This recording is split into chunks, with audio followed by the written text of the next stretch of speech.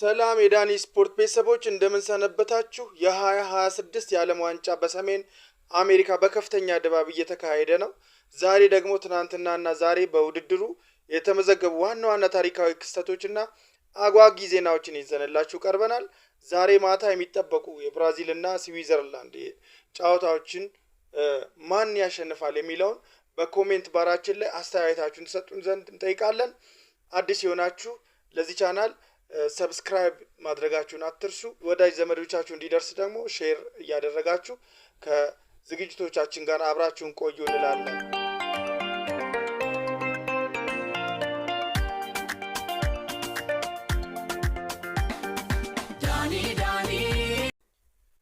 ተመልሰናል። ክቡራት የዳኒ ስፖርት ቤተሰቦች ትናንትና ለካናዳ ልዩ ምሽት ነበር። በራሷ ሜዳ የምትጫወተው ካናዳ ከቦስኒያ ጋር ባደረገችው ጨዋታ 1-1 ተለያይታለች። ይህ ውጤት ምናልባት ለብዙዎቻችን ተራ ሊመስለን ይችላል። ነገር ግን ለካናዳ በዓለም ዋንጫ ታሪኳ የመጀመሪያው ነጥቧ ነው። የሳውዛምፕተኑ ሲሊ ከቀያሪ ወንበር ላይ ተነስቶ ያስቆጠረው ግብ የካናዳን ሕዝብ በደስታ አጥለቅልቆታል፣ አስፈንጥዞታል ማለት ይቻላል። አሰልጣኝ ጄሲ ማርሽ አሁን የቀጣዩ የኳታር ጨዋታን ለማሸነፍ ከአሁን ጀምሮ በታክቲኩ ላይ ይሰራሉ ተብሎ እየተጠበቀ ይገኛል ማለት ነው።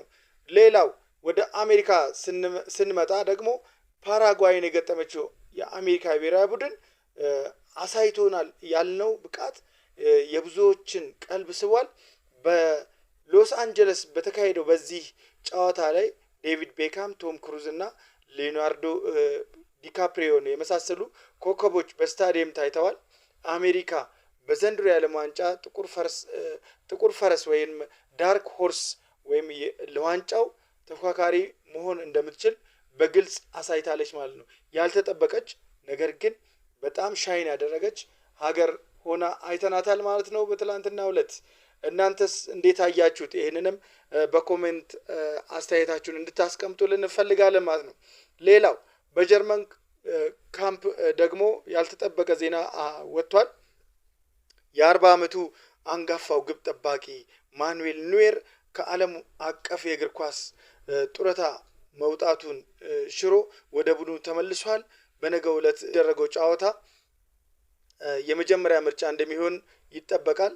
ማርክ አንድሬስ ተር ስቴገን በጉዳት መውጣቱ ኑዌር እንዲመለስ አስገድዶታል ማለት ነው። ጀርመኖች በእሱ ልምድ ላይ ትልቅ ተስፋ ጥለዋል። ደግሞም ትክክል ናቸው። ማኑዌል ኑዌር በጣም ትልቅ ልምድ ያለውና ምርጥ ብቃት ያለው ግብ ጠባቂ ነው። እሱ ብቻውን አንድ ቫሊዩ ለአንድ ሴት ይጨምርለታል ተብሎ ይጠበቃል። ለጀርመን ብሔራዊ ቡድን ማለት ነው። በዚህም ላይ የጀርመን ብሔራዊ ቡድን ካፒቴንም ጭምር ነው ማለት ነው። ዳኛን የተመለከተ ዜና ስንመለከት ሌላው ትኩስ ዜና እንግሊዛዊ ዳኛ ማይክል ኦሊቨር ተጎድተዋል። ከኮት ዲቫር እና ኢኳዶር ጨዋታ ተመድበው የነበሩት ኦሊቨር በጉዳት ምክንያት ከሜዳ ውጭ ሆነዋል። በምትኩ ደግሞ ፈረንሳዩ ፍራንሶ ሌቲክሴር እና ቡድናቸው በቦታው ተተክተዋል ማለት ነው። ስለዚህ ከዚህ በኋላ የእንግሊዛዊ በዚህ ዓለም ዋንጫ ላይ አንመለከታቸውም ማለት ነው። መጨረሻም እንግዲህ የዛሬ ማታው ብራዚል እና ሞሮኮ ጨዋታ ጨምሮ ብዙ አጓጊ ጨዋታዎች ይጠበቃሉ። እናንተ የዛሬ ማታ የብራዚል ጨዋታ ምን ይሆናል ብላችሁ ትገምታላችሁ? ይህንን በኮሜንት አስተያየት መስጫ ቦታው ላይ ሀሳባችሁን አስተያየታችሁን ማን እንደሚያሸንፍ ብትገልጹልን ደስ ይለናል ማለት ነው። ብራዚል ታሸንፋለች ወይንስ ሞሮኮ አስገራሚ ውጤት ታመጣለች? ግምታችሁን በኮሜንት ላይ አስቀምጡልኝ። ቪዲዮውን ከወደዳችሁት ደግሞ ላይክ፣ ሼር እንዲሁም ሰብስክራይብ ማድረጋችሁን እንዳትረሱ። እኔ ዳኒ ነኝ። እስከ ቀጣዩ ቪዲዮ በሰላም ቆዩልኝ።